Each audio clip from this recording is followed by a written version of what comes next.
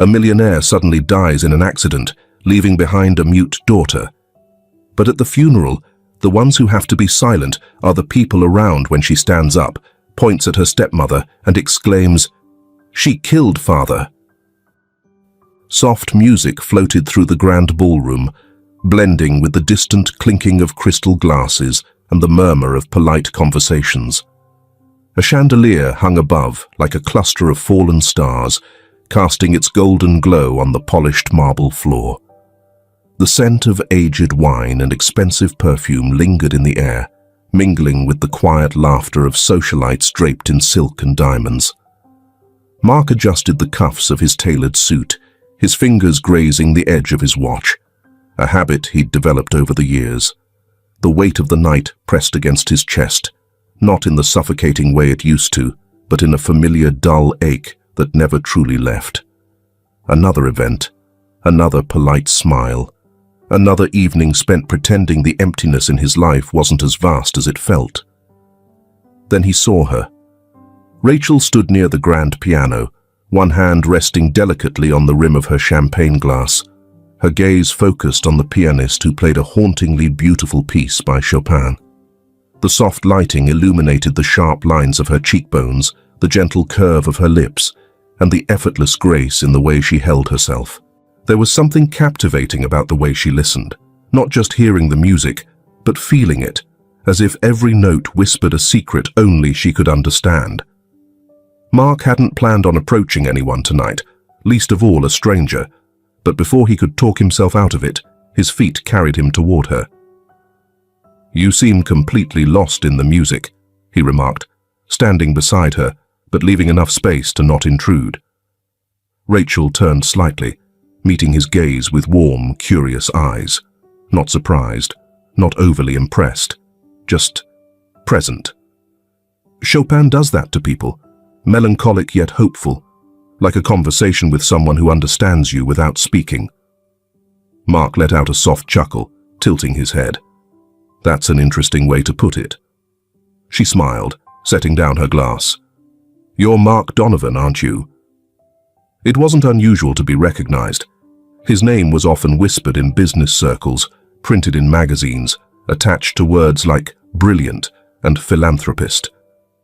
But tonight, in Rachel's voice, there was no awe, no intrigue laced with ulterior motives, just recognition. "I am." He nodded, curiosity flickering in his chest. "And you?" "Rachel Mercer," she said smoothly. "A simple woman who appreciates good music and mountain air." His brow lifted. "Mountaineering?" Rachel laughed, a sound so light it momentarily made him forget how long it had been since he'd enjoyed simple, effortless conversation. "You sound surprised." "Not many people here would trade ballrooms for rocky trails." "That's why I do," she quipped, her gaze playful but unreadable. Something about her demeanor intrigued him. She was composed but not cold, engaging without being forceful. And in a room filled with people who spoke in rehearsed lines, she seemed real. As if sensing the shift in the air, Rachel took a sip of her champagne and studied him with quiet thoughtfulness. "You don't seem to enjoy these kinds of events." Mark exhaled, a tired smile playing at his lips.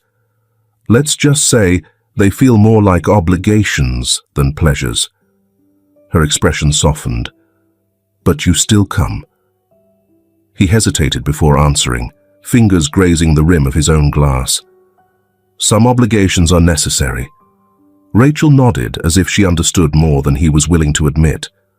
And then, as if sensing that lingering sadness behind his carefully curated composure, she gently asked, "Was it always this way? Or did something change?" The question was light, yet it carried weight, threading into places he usually kept guarded. But instead of deflecting, like he had done 100 times before, he surprised himself by answering honestly. "My wife passed away 4 years ago." Rachel didn't blink, didn't murmur empty condolences or shift uncomfortably. Instead, she gave him space to speak or remain silent, whichever he preferred. Mark glanced down at his glass before looking back at her. "My daughter, Emily." She hasn't spoken since. For the first time that evening, Rachel's expression faltered slightly, her fingers tightening around the stem of her glass. "I'm sorry," she said, and for once the words didn't feel obligatory. Mark nodded, his throat tightening slightly. He wasn't sure why he told her. Maybe because she hadn't pried. Maybe because she listened the way the pianist had played, with presence, not performance.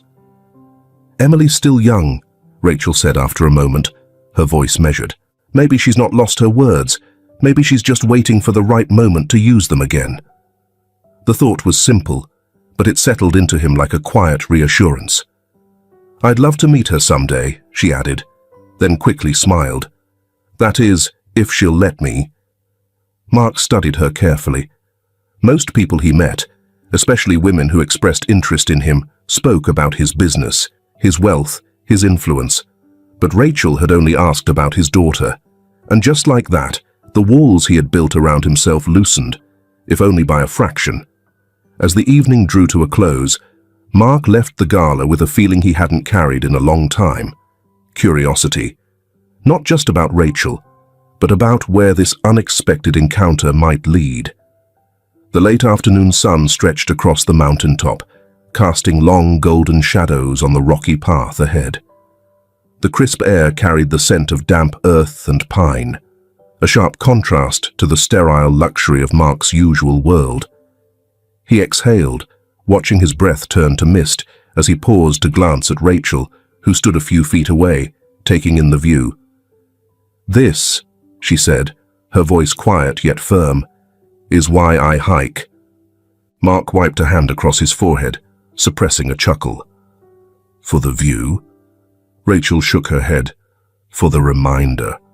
"Of what?" "That no matter how much we try to control things, nature always has the final say," she murmured, eyes fixed on the horizon. "We think we build our lives like architects, designing every step. But in the end, we're all just travelers, walking our path until the next storm forces us to change direction." Mark studied her carefully. There was something disarming about the way she spoke.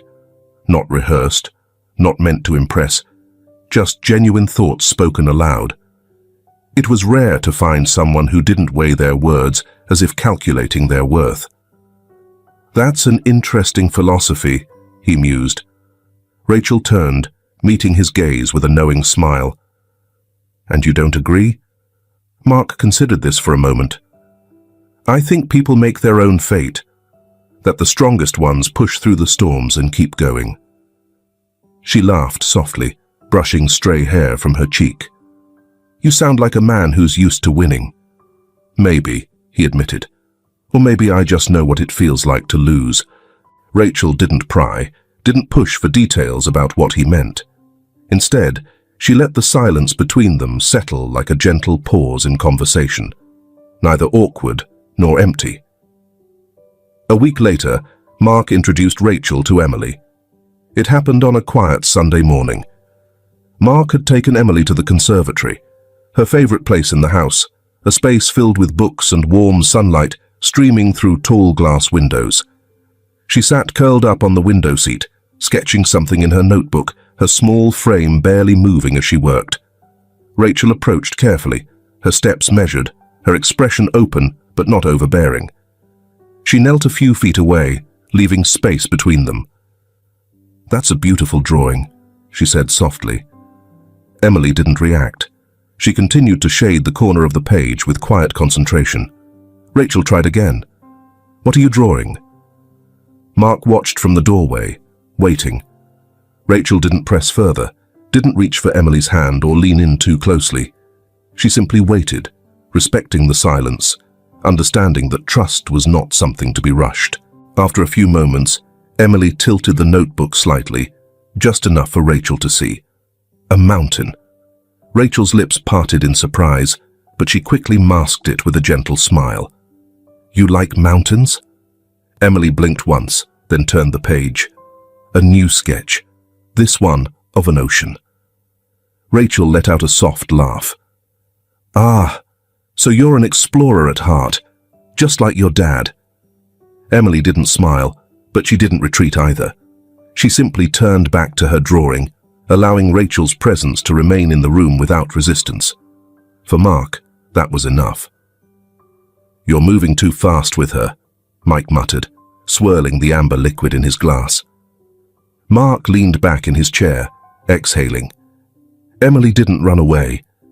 "That's something." "That's not the same as trusting her," Mike countered. They sat in the dimly lit corner of a bar, the low hum of jazz music filling the space between them. It was one of the few places Mark could breathe outside of work and home.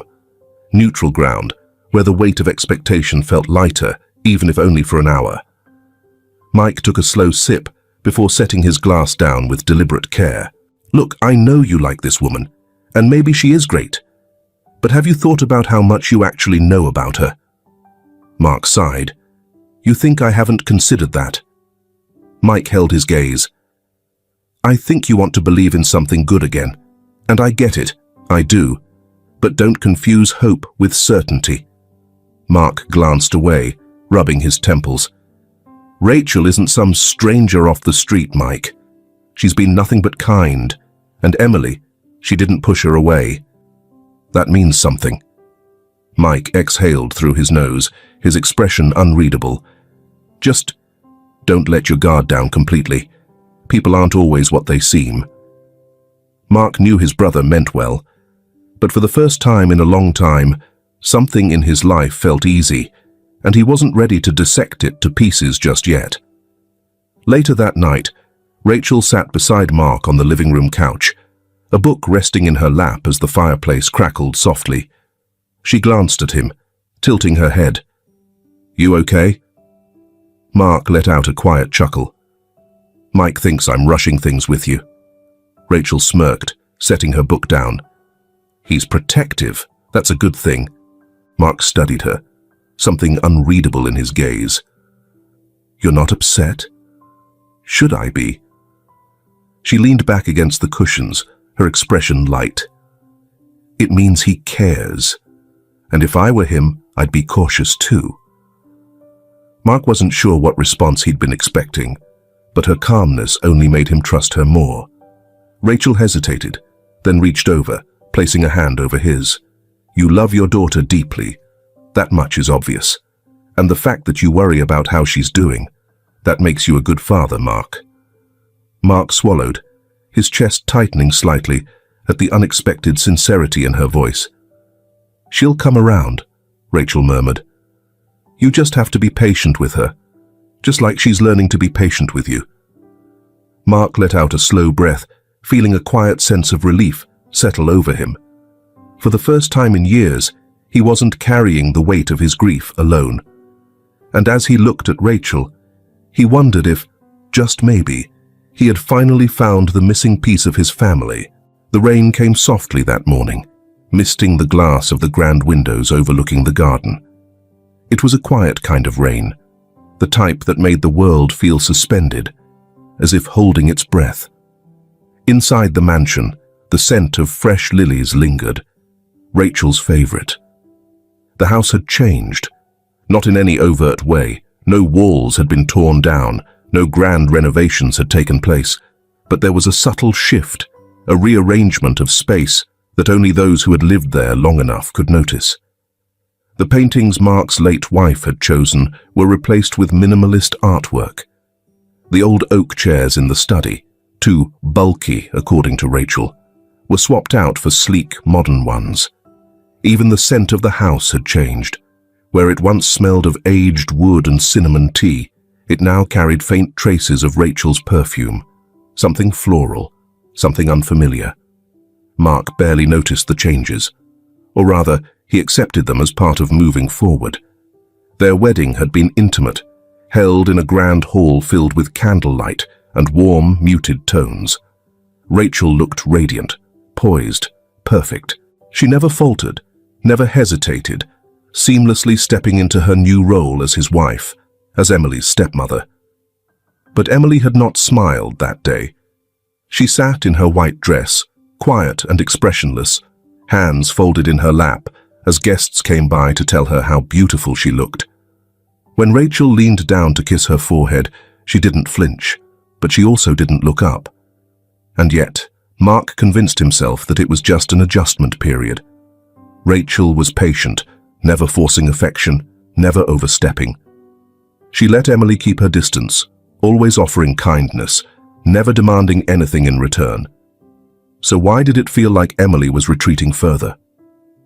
Mark arrived home late one evening, exhausted from a full day of meetings. The house was dimly lit, the faint sound of classical music playing somewhere in the background. He loosened his tie, stepping into the hallway when a small movement caught his eye. Emily. She stood at the far end, her small frame half hidden by the staircase. She wasn't doing anything, just standing there, staring down the hallway. Mark followed her gaze, his stomach tightening when he saw what she was looking at. Rachel. She was in the living room, speaking softly to one of the new maids, one of the many recent hires Mark barely recognized. Rachel's expression was calm, her voice smooth, but there was something in the way she held herself, something Mark couldn't quite place. He turned back to Emily, watching as she gripped the railing, her knuckles white. "Sweetheart," he called gently. Emily didn't look away, didn't blink. For a brief second, Mark felt the strangest sensation, a whisper of something unsettling crawling up his spine. Then, just as quickly as it came, Emily turned and walked upstairs, disappearing down the hall without a word. "She's been having nightmares," Rachel murmured later that night. Mark looked up from his book, frowning. "What kind of nightmares?" Rachel sat beside him, folding her legs under her. "She wakes up crying. She never screams, just shakes, like she's freezing." Mark ran a hand down his face. "Why didn't she tell me?" Rachel hesitated, her fingers tracing absent-minded circles on the fabric of her nightgown. "Maybe she doesn't want to worry you." The words landed heavier than they should have. Rachel leaned in slightly, her voice softer. "I know how much you love her, Mark, but sometimes love can make us blind to what's in front of us. Maybe she's struggling more than you realize." Mark swallowed, the weight of guilt settling in his chest. "I should spend more time with her," he said. Rachel touched his arm, her grip gentle, yet firm. "You do everything you can for her, but grief doesn't work on a schedule." She hesitated, then added, "I just want to help. If she won't talk to you, maybe I can be there for her in a different way." Mark exhaled, letting himself lean into the comfort of her words. Maybe Rachel was right. Maybe Emily was just adjusting, trying to find her place in this new life. Maybe, with enough time, things would settle. Maybe. But the nightmares continued. Some nights, Mark would wake to the sound of small, muffled cries. When he checked on Emily, she would be curled up in bed, trembling, her breathing uneven. He would sit with her until she fell back asleep, stroking her hair, whispering reassurances that she never responded to. Other nights, she would be awake, sitting in the middle of her bed, eyes wide open, watching, waiting. For what? Mark didn't know. The distance between them grew, not from a lack of love, but from something unspoken, something Mark couldn't reach, no matter how hard he tried. And Rachel, ever patient, ever understanding, never once made it about herself. "She'll come around," she would say, pressing a light kiss to his temple. "She just needs time." But time didn't seem to change anything, and neither did Rachel's presence. One night, Rachel went to tuck Emily in. Mark stood at the doorway, watching as she knelt by the bedside, brushing Emily's hair from her face. "Good night, sweetheart," she whispered, pressing a soft kiss to the child's forehead. Emily didn't move, didn't blink. She simply stared. Her fingers gripped the bedsheets tightly, the fabric bunched under her small fists. Her breath was slow, steady, controlled. But her eyes, Her eyes were locked on Rachel with an expression that Mark couldn't understand. Not sadness, not anger, fear. Real, unshaken, breath-stealing fear. Rachel lingered a second longer before standing, turning to Mark with a gentle smile. "She'll be fine," she whispered, squeezing his hand before slipping past him out the door. Mark lingered a moment longer, staring at Emily's rigid form beneath the blankets. "Sweetheart," he murmured. Emily blinked. Then slowly, her eyes shifted from the door back to him, and for the first time, Mark felt something he hadn't before, a sliver of cold creeping into his chest. He reached out, brushing a hand over her hair. "You're safe," he whispered. Emily didn't answer, didn't move. She just stared. The city stretched far below Mark's office window, its lights flickering like tiny stars trapped in glass and concrete. It was late, later than he intended to stay, but work had consumed him again, pulling him into an endless stream of negotiations, financial reports, and the ever-growing demands of running a business. He pinched the bridge of his nose, exhaling slowly. Rachel had texted earlier. Emily refused dinner again. A familiar weight settled in his chest, but instead of heading home, he turned back to his desk, flipping through another set of documents. Rachel had been handling so much lately. She understood. At home, the air felt different. The grand mansion, once filled with warmth, even in its silence, now carried an unspoken tension. The staff, those who had been there for years, the ones who had known Mark's late wife, who had watched Emily grow from infancy, had slowly started disappearing, one by one, replaced by fresh faces, people who never questioned, never commented, never intervened. Even the atmosphere had shifted.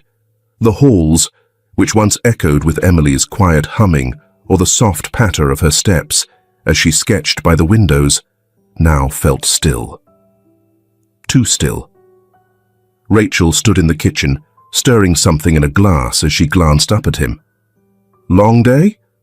Mark nodded, setting his briefcase down. "Yeah." Rachel walked over, handing him the drink. "You need to take care of yourself too, you know." Mark accepted the glass, taking a sip. The bitterness lingered on his tongue. "Emily?" Rachel sighed, sitting across from him. She barely touched her food again. "It's not just today, Mark. It's been weeks." He rubbed his temples. "Maybe she doesn't eat around me," Rachel interrupted, her voice gentle but firm. "She waits until I leave the room, and even then, she barely touches anything." Mark frowned. He knew Emily had been distant, but he hadn't realized it was this bad. Rachel hesitated before speaking again. "I think she needs help." Mark blinked. "Help? She's not just quiet anymore, Mark. She's withdrawing. I see it. The way she won't look at me, the way she clings to Mike whenever he visits. It's like she's afraid of something, but she won't say what." Mark leaned back, running a hand through his hair. "I don't know if therapy is—" "She's holding everything inside," Rachel said softly. "That's not healthy. She hasn't spoken since her mother passed. Maybe it's time to help her process things." Mark hesitated. Therapy. He had considered it before, but part of him, the father in him, wanted to believe that Emily would speak when she was ready, that she just needed time, patience, love. But what if he was wrong? Rachel reached across the table, squeezing his hand. "I just want what's best for her. And for you," Mark sighed, nodding. "I'll look into it." Rachel smiled. "Good." Mike arrived unannounced the next afternoon, his presence always a welcome disruption to the suffocating quiet. He found Emily in the conservatory, sitting cross-legged on the floor, sketchbook balanced on her knees. "Hey, kiddo," he murmured, lowering himself beside her. Emily didn't look up, but she didn't move away either. Mike watched as her pencil moved slowly across the page, thick, dark strokes, shadows bleeding into more shadows. Gone were the mountains and oceans she used to draw. Gone were the warm, sunlit sketches of a world full of wonder. Instead, there were figures now, faceless, looming shapes that curled around smaller ones. Mike's stomach twisted. "What are you drawing, sweetheart?" Emily hesitated, her fingers gripping the pencil tighter. Then, slowly, she turned the page toward him. A woman stood in the center of the sketch. Her hair was long, her posture graceful, but her hands were wrong, longer, sharper, claw-like. And beside her, a child stood still, arms wrapped around itself, as if caged by invisible walls. Mike exhaled through his nose, forcing a smile. "That's some deep stuff, kid." Emily turned the page again. This time the woman was holding a cup, and a smaller figure, a man, seated, drinking. Mike's smile faded. Emily didn't speak. She didn't explain. But when she finally looked at him, her eyes said enough. That evening, Mike pulled Mark aside in his study. "You need to wake up," he said, voice low, steady. Mark frowned. "What are you talking about?" "I saw Emily's drawings." Mike crossed his arms. "I don't think she's afraid of some invisible grief, Mark. I think she's afraid of Rachel." Mark stiffened. "That's ridiculous." "Is it?" Mike's gaze sharpened. "Look around you. This house, it's not yours anymore. The people in it, they aren't yours either." Mark clenched his jaw. "Rachel has done nothing but support us." Mike exhaled, rubbing his temples.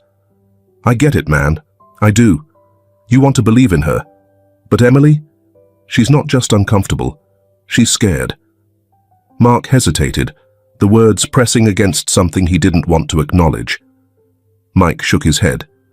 "Look, I won't tell you how to live your life, but don't ignore what's right in front of you."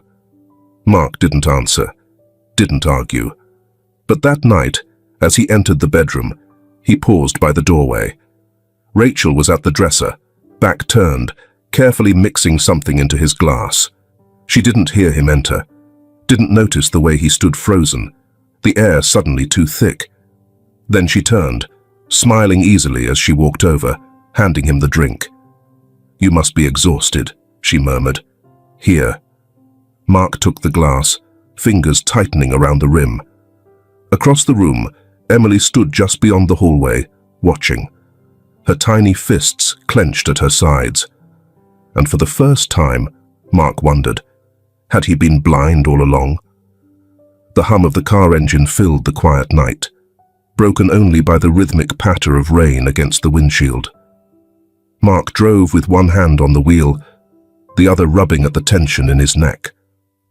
The city lights blurred in the distance, their glow softened by the drizzle, casting shimmering reflections on the slick pavement. It was late, later than he'd intended.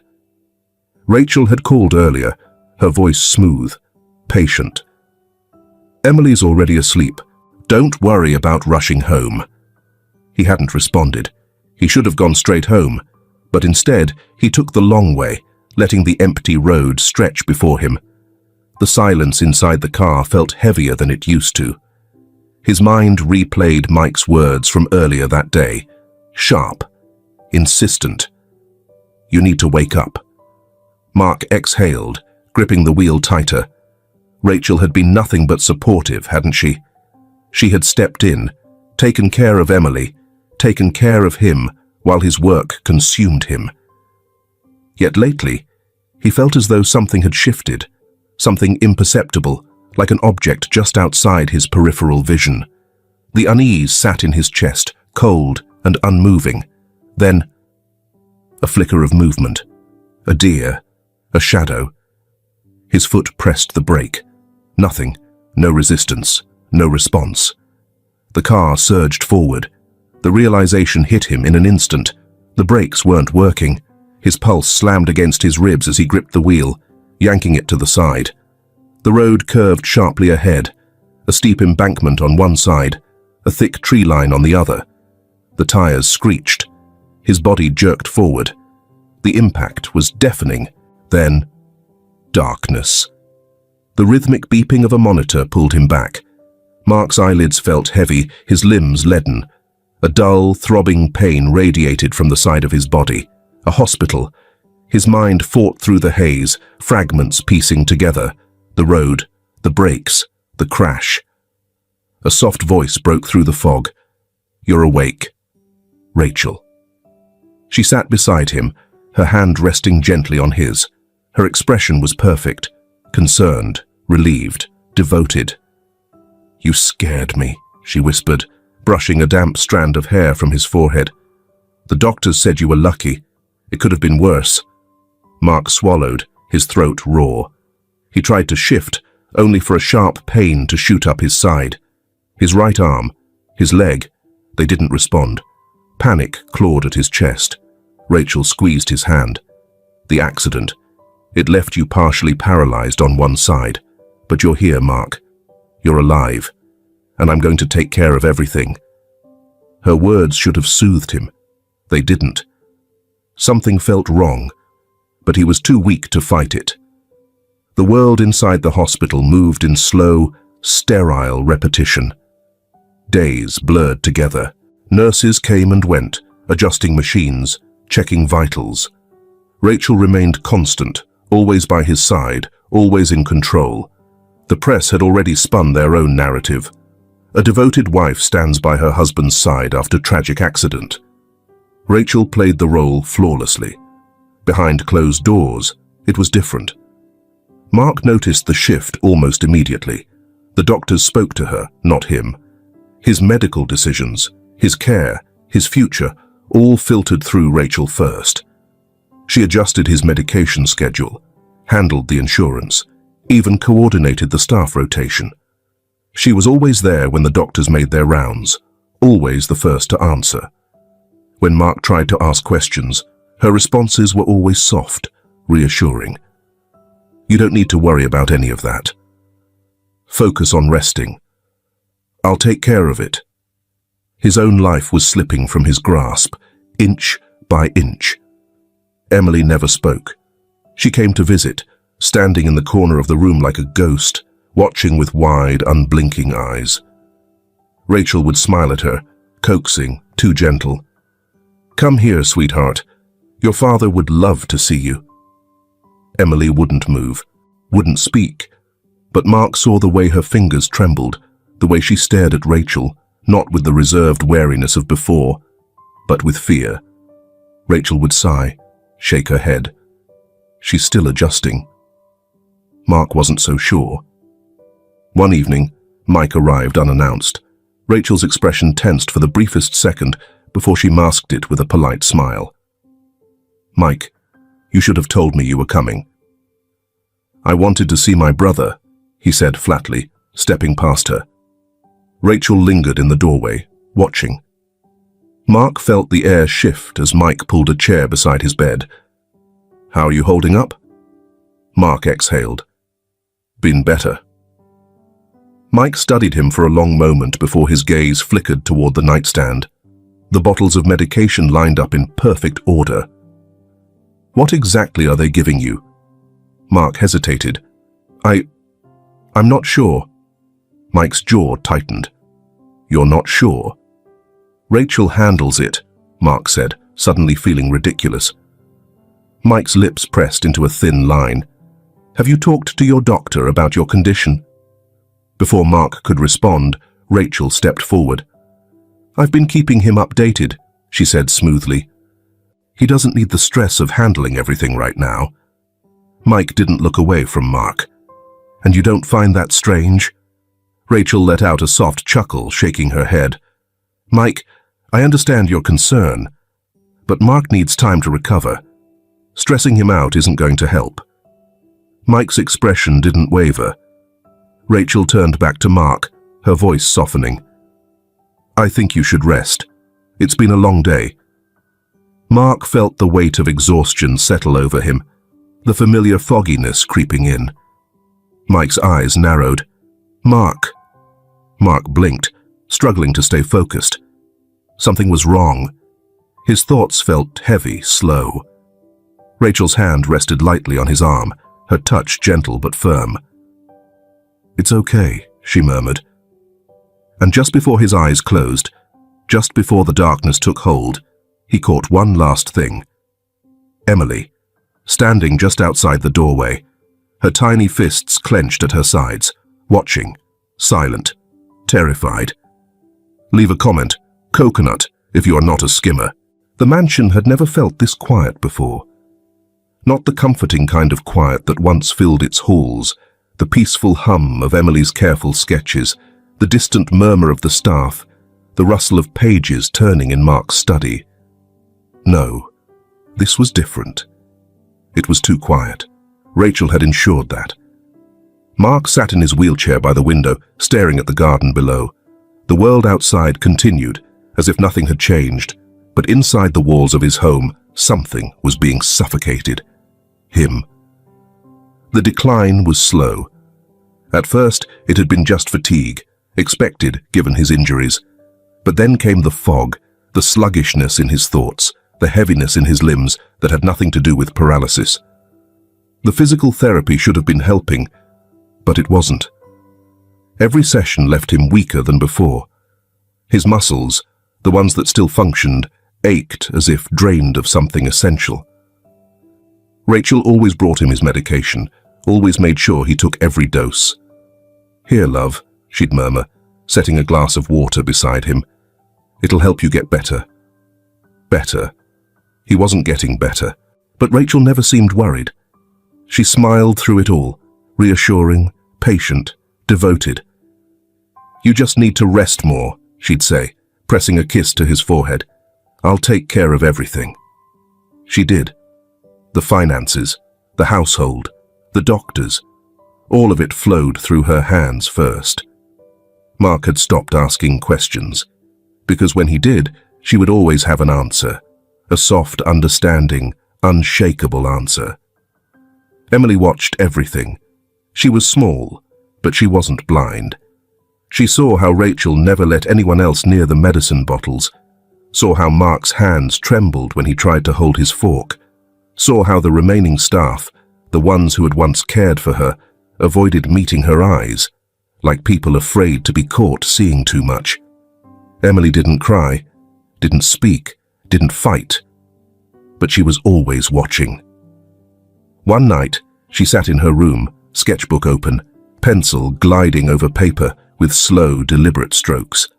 A wheelchair, a man slumped forward, a woman standing beside him, a syringe in her hand. Emily stared at the drawing, her small hands curling into fists. She closed the book. She had to find Uncle Mike. The servants whispered. Not loudly, never where Rachel could hear, but they whispered. "He doesn't look well. He should be improving by now, shouldn't he? I heard Mrs. Donovan fired Nurse Margaret last week.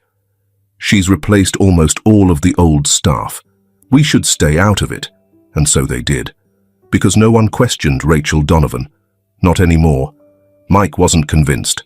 The accident had been too convenient. The brakes failed. The timing perfect. And now, Mark was getting worse when he should have been recovering. Mike didn't trust Rachel, and he sure as hell wasn't going to sit around and wait. He met with another doctor in secret, bringing along Mark's medical reports, the ones Rachel had so carefully managed. The doctor frowned, scanning the blood test results. "This doesn't make sense." Mike stiffened. "What do you mean?" The doctor flipped through the pages, his expression tightening. "His system shows traces of—" He hesitated, then looked at Mike. "You said his wife has been handling all of his medication." Mike's jaw clenched. "Yeah," the doctor exhaled, setting the papers down. "I don't want to jump to conclusions, but—" He met Mike's gaze, voice lower now. "You need to get another toxicology test done." Mike's pulse pounded. He already knew. Deep down, he'd already known. But now, he had to prove it, before it was too late. That evening, as the house settled into silence, Emily stood in the hallway outside Mark's room. Rachel was inside, her voice soft, soothing. "Here, love. Drink up." A quiet clink of glass. A pause. Then, Mark's slow, obedient sip. Emily's hands clenched into fists at her sides. She turned, slipping back into the darkness of the hallway. Her small heart hammered against her ribs. Rachel thought no one saw. But Emily saw everything. The storm arrived without warning. One moment, the night was heavy with silence, thick and pressing. The next, thunder cracked across the sky, shaking the windows of the mansion. Rain lashed against the glass, trailing like ghostly fingers down the panes. The wind howled through the trees, bending them in its rage, rattling the old iron gates at the edge of the estate. Emily woke with a start. For a second, she was frozen, her heart pounding in her chest. The shadows in her room flickered as lightning split the sky outside. Something felt wrong. Then she noticed. The bed across the hall, Mark's bed, was empty. The sheets were rumpled, his wheelchair gone. Emily's breath hitched. She slid out of bed, her small feet padding soundlessly across the wooden floor. The hallway was dark, the air heavy. She could hear the rain hammering the roof, the occasional gust of wind seeping through the old house, making the walls groan.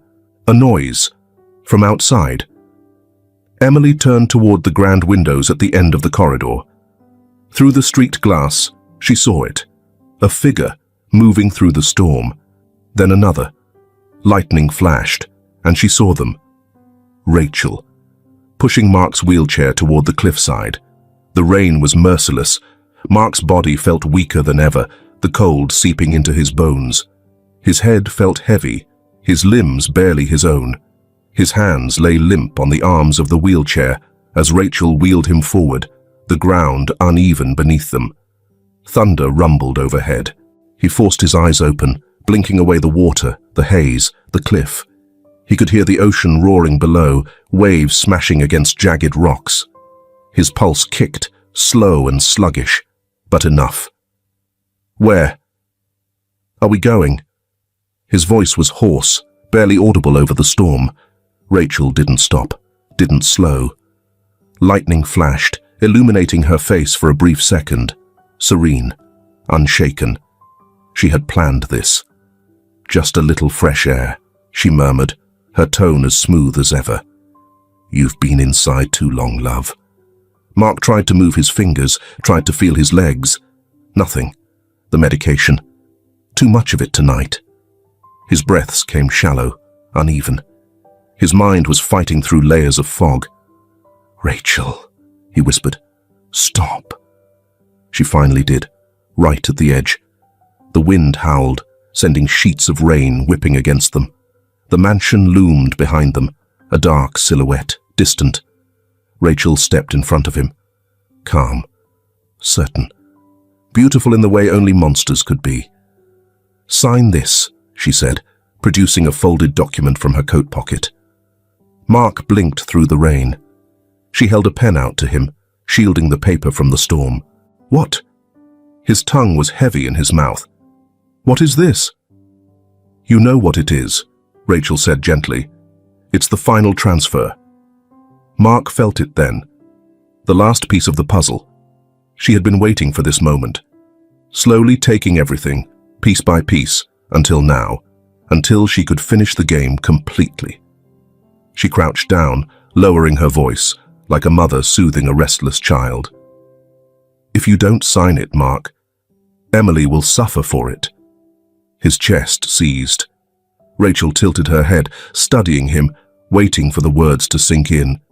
She'll be an orphan. And you know what happens to little girls without families, don't you? They get lost, forgotten, or worse. Mark's hand trembled as she pressed the pen between his fingers. Rachel smiled. Be a good father, Mark. Emily watched, frozen in the darkness, the rain soaking her nightdress. Her father sat motionless in the wheelchair, the paper in his lap. Then, slowly, his fingers curled around the pen. Lightning flashed, illuminating Rachel's triumphant expression. Emily felt her stomach twist. Number. No, no, no. Her father wouldn't. She squeezed her eyes shut, fists clenched, willing him not to do it. And then, A rustle, a slow movement. Emily's eyes flew open just in time to see it. Mark's signature scrawled across the paper. Rachel exhaled in relief, smiling. "There we go," she whispered. Then, Mark lifted his gaze, meeting Rachel's eyes for the last time. And he smiled back. A small, knowing, devastating smile. Rachel's expression faltered. She opened her mouth, but Mark was already moving. With the last ounce of strength in his body, he pushed himself forward. The wheelchair tilted, wheels slipping over the edge. And then, he was gone. The wind carried nothing but Rachel's scream. Emily watched. Her father's body vanished into the darkness below, and for the first time in 4 years, she opened her mouth to scream, but no sound came. Just silence. A silent, endless scream. The rain washed over her, over the empty space where Mark had been. Rachel's breath was ragged, her hands trembling. Then, her eyes flicked upward, and she saw Emily, standing alone in the rain, watching her. Rachel's face contorted, her panic flickering into something else. Control, calculation. And then, her lips curled into a smile, software gentle, like nothing had happened at all. "Emily, sweetheart," she cooed, stepping forward, her voice barely carrying over the storm. Emily did not move. Rachel extended a hand. "Let's go inside." Emily stared at her, the rain streaming down her face, mixing with something else. Something warm. Something broken. Then, slowly, she turned and ran. Into the night. Away from Rachel. Away from the woman who had taken everything. The bells tolled, deep and solemn, their sound rolling through the grey sky like distant thunder. The air outside was thick with the lingering dampness of the recent storm, as though the earth itself had yet to recover from the weight of what had happened. Inside the cathedral, rows of mourners sat in heavy silence, their dark clothing blending into the somber hues of the high stone walls. The scent of candle wax and wilting lilies hung in the air, clinging to every breath. At the front of the church, Rachel sat alone, her figure draped in mourning black, a delicate veil shielding her face. Her posture was poised, her hands clutching a lace handkerchief that she dabbed at her eyes with perfect timing. To anyone watching, she was a picture of devastation, a widow shattered by grief, her world crumbling beneath her. Yet beneath the delicate tremble of her fingers, behind the carefully controlled quiver of her lips, there was no real sorrow, only triumph. She had played her role well. The doctors had ruled it an accident. The papers, signed by Mark himself, ensured that everything, his wealth, his estate, his legacy, belonged to her now. She had done everything meticulously, methodically, as though piecing together a puzzle, and now, finally, she was at the final image. Nothing could touch her. Except Emily. The child sat between Mike and one of the few remaining house staff, her small frame stiff, her hands folded tightly in her lap. She had not spoken since that night, had not made a sound since the moment she had watched her father disappear into the darkness. Mike had tried to reach her, to coax words from her, but she had remained silent. She had spent the past days curled into herself, her face unreadable, her movements slow, as if time itself had lost its meaning to her.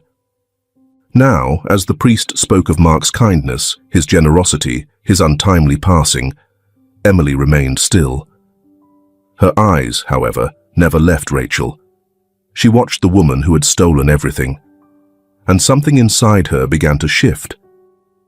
It started as a tremor in her fingers, a quiet, restless stirring in her chest. Then, it grew. The lies, the deception, the way Rachel stood there, accepting condolences for the life she had destroyed. The pressure inside Emily's chest swelled, rising like a wave, crashing against the walls she had built around herself for years. It burned in her throat, fierce and undeniable. And then, as Rachel stepped up to the podium to give her eulogy, Emily rose from her seat, The room stilled. A movement so small, yet it shifted the air completely. People turned. Rachel, poised with the paper in her hands, blinked at the interruption, momentarily thrown off by the sight of the child standing so rigidly among the seated mourners. She smiled, soft and careful. "Sweetheart," she said, her voice laced with rehearsed warmth. "Why don't you sit down?" Emily didn't move, didn't blink. Then, slowly, she lifted her small hand and pointed at Rachel. A hush fell over the room, the weight of it suffocating. Rachel's fingers clenched around the paper she held. "Emily," she tried again, her tone slipping. "Come here, darling. This isn't—" "She kills father." The words were small, but they cut through the air like a blade. Rachel's breath hitched. A murmur rippled through the room, hushed gasps, sharp inhales. The organist missed a note. Someone in the back whispered a prayer. Mike's entire body went still. He turned to the girl beside him, disbelief and urgency warring in his expression. Emily, who had not spoken in 4 years, had just broken her silence. And with those 3 words, she had shattered Rachel's carefully crafted illusion. Rachel laughed, soft and breathless, shaking her head as if amused by a child's confusion. "Oh, sweetheart," she murmured, stepping forward. "I know you're upset, but she kills father." This time, Emily's voice rang clearer, stronger. Rachel's smile faltered. The whispers in the crowd swelled, growing louder, curiosity turning into suspicion. Mike stood abruptly. His movements were slow, deliberate, the air around him thick with something unreadable. When he spoke, his voice carried across the church like a final decision. "The funeral is over." His eyes locked onto Rachel, sharp, unwavering. "I want an autopsy." Rachel's head snapped toward him. "What?" Her voice pitched higher. "No, that's ridiculous." Mike took a step forward, towering over her now. "Mark's death was ruled an accident, but considering the only person who was with him that night was you," he said coldly, "and considering Emily just spoke for the first time in years to tell us that you killed him, I'd say that's enough reason to investigate." Rachel's chest rose and fell, her mask cracking bit by bit. "You're being emotional," she tried, her voice trembling just enough to feign distress. "You know how much I loved Mark." Mike's lips pressed into a thin line. "Loved him so much you pushed him off a cliff?" Rachel's face went pale. The room was no longer on her side. Family members, business associates, the very people who had once admired her for her poise and grace, were now whispering against her. Rachel's breathing turned shallow. Her fingers curled into fists, nails pressing into the skin of her palm. Then, she did the only thing she could. She turned and ran. Rachel's heels struck the marble floor in sharp, frantic clicks as she rushed through the church's grand entrance, her black veil fluttering behind her. The whispers followed her like ghosts, swirling in the wake of Emily's damning words. The moment she stepped into the cold open air, she inhaled sharply, trying to steady her breath. This wasn't supposed to happen. She had controlled everything. Every step, every move, every word spoken in that church had been rehearsed, every detail arranged perfectly. But she hadn't planned for Emily to speak. She hadn't anticipated that the girl, mute for 4 years, would find her voice again. Rachel clenched her hands into fists. "No matter. It's just a child's outburst. People get emotional at funerals. I can fix this." Then, behind her, the heavy oak doors burst open. She turned, her breath catching as she saw Mike. His steps were slow, controlled, the tension in his body coiled like a spring waiting to snap. He didn't look at her the way he had before, not with suspicion, not with quiet doubt, but with certainty. "I already called the police," he said. His voice was steady, almost calm, the kind of calm that carried a storm behind it. Rachel's heart pounded. You can't be serious. Mike took another step forward, eyes dark with intent. Dead serious. The autopsy was conducted that same night. Mike didn't wait. He refused to let Rachel have time to twist the narrative, to pull the right strings, to manipulate the people who still held power. He pushed for the truth, with the same ruthless precision Mark once had in business, a trait they had both shared, a trait Rachel had always feared. And the truth came swiftly. The toxicology report revealed traces of thallium poisoning in Mark's system, a heavy metal, slow-acting, difficult to detect. Administered in small doses over time, it would mimic the symptoms of a worsening illness, weakness, fatigue, cognitive impairment, the same symptoms Mark had suffered in his final weeks. Rachel had been poisoning him, and she would have gotten away with it if Mark hadn't outplayed her at the very end. The police wasted no time. Detectives combed through the mansion, uncovering hidden pill bottles, altered prescriptions, and medical reports doctored to mislead the doctors caring for Mark. They checked security footage from the estate, going further back than just the weeks before his death. And there it was, Rachel at the garage, tampering with the brakes of Mark's car. Rachel slipping something into his drinks. Rachel handing a thick envelope to a private doctor who later revised Mark's medical reports.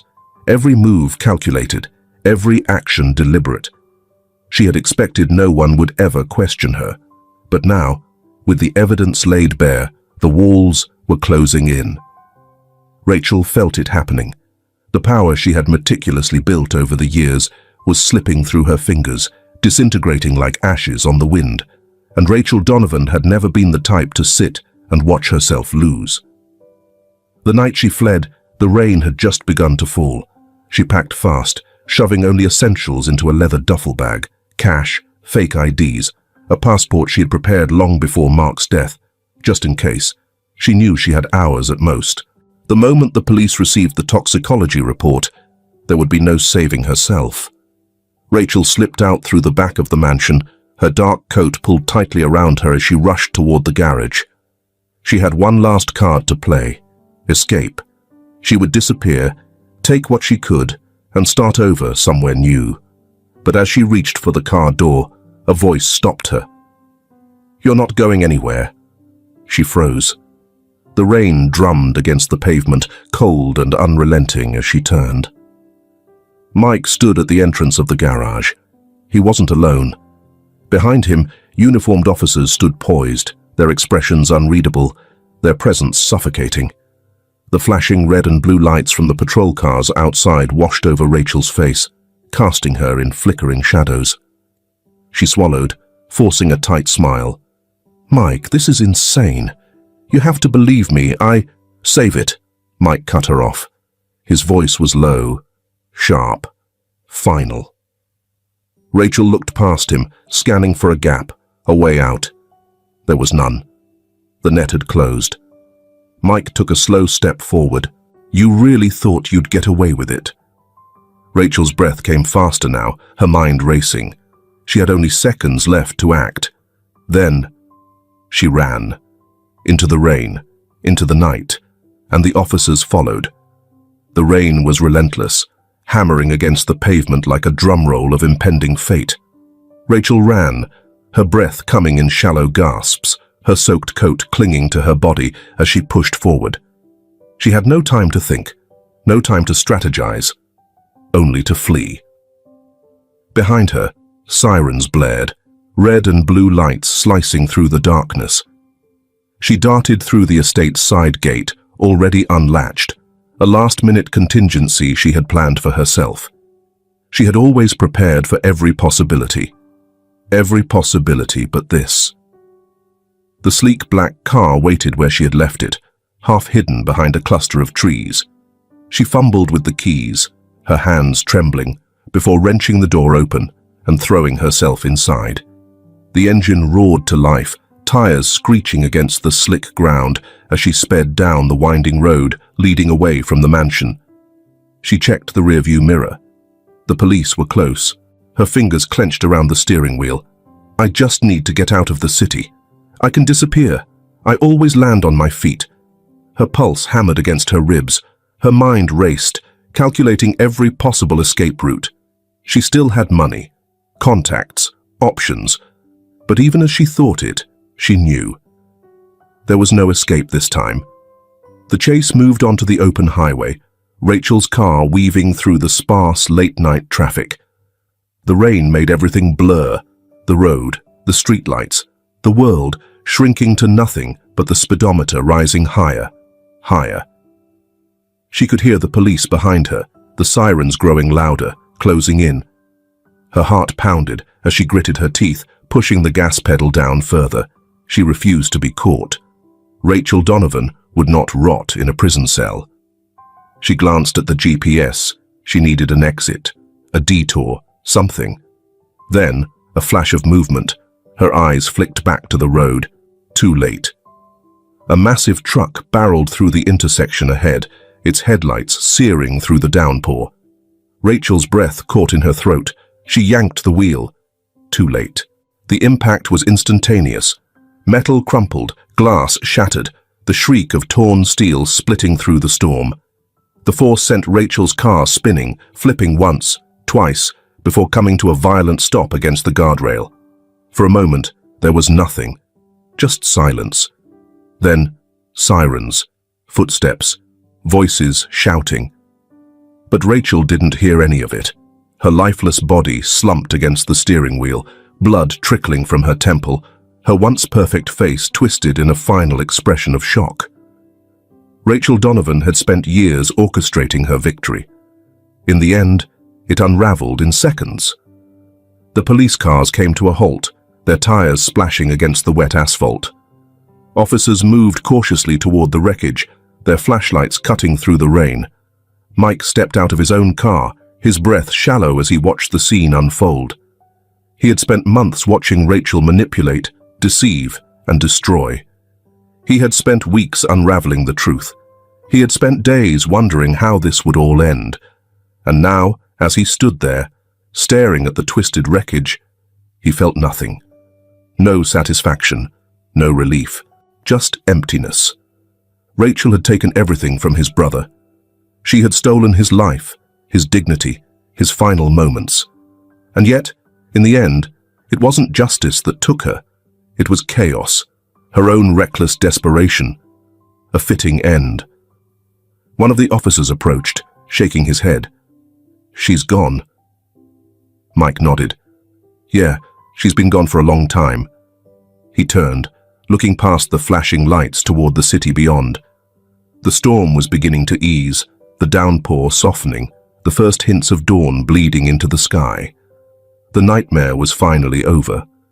The morning light filtered through the hospital window, casting soft golden hues across the room. It had been several days since the storm, since the chase, since Rachel's body had been pulled from the wreckage. The chaos had passed, but the silence left in its wake felt just as heavy. Emily sat by the window, knees pulled to her chest, watching the world outside. Cars rolled lazily through the streets, pedestrians moved along the sidewalks, and a flock of birds rose in synchronized flight over the distant skyline. The world hadn't stopped. Even after everything, life carried on. She wondered if her father had felt this way too, like time refused to wait for grief to catch up. Mike sat nearby, flipping through a magazine, though he wasn't really reading it. His presence had been constant, unwavering, as though afraid that if he left, she might disappear too. The hospital staff had offered therapy sessions, counseling, support groups. Mike had accepted every pamphlet on her behalf, listened to every doctor's suggestion, but Emily remained silent. She heard everything, though. She heard the nurses whisper about how strong she was. She heard the hum of the television in the background, the sound of Mike shifting in his chair when he thought she wasn't paying attention. She heard the wind rattle against the window pane, a quiet, restless presence, like something trying to reach her. She listened. She just didn't know if she was ready yet. The legal process was swift. Mark's will had already named Mike as Emily's guardian, a responsibility he accepted without hesitation. The papers were signed, the arrangements finalized, and yet none of it felt real. Mike wasn't a father. He had never planned to be.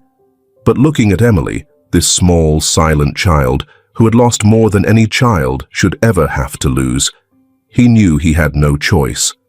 The first night they spent at his apartment, Emily sat curled on the edge of the couch, her sketchbook clutched tightly to her chest.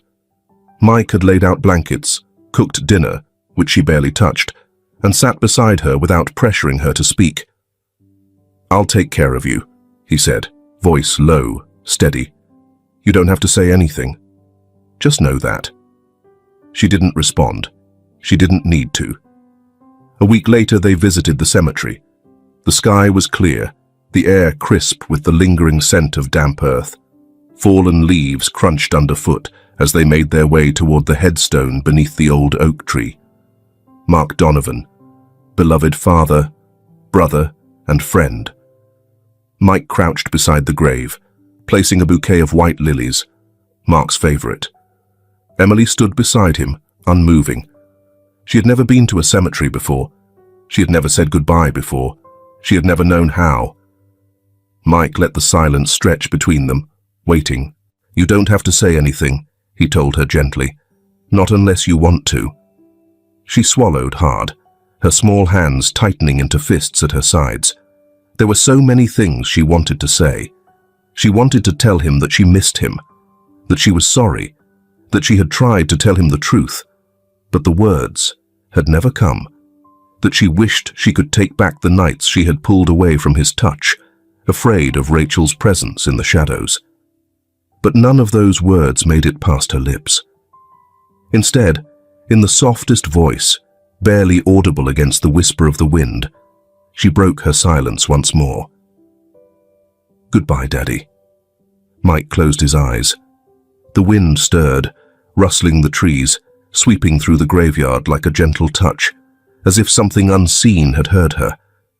For the first time, Emily felt it. Her father was still here, watching over her, protecting her. The weight in her chest loosened, just slightly. The silence that had once trapped her felt less suffocating. She turned to Mike, looking up at him for the first time in days. His gaze met hers, full of quiet understanding. "Ready to go?" he asked. Emily hesitated, then, slowly, carefully, she nodded. Hand in hand, they walked away from the grave, leaving the lilies behind. But the past did not follow them. It stayed beneath the oak tree, resting where it belonged. And as they stepped into the golden morning light, the world felt just a little bit lighter. A poor girl watches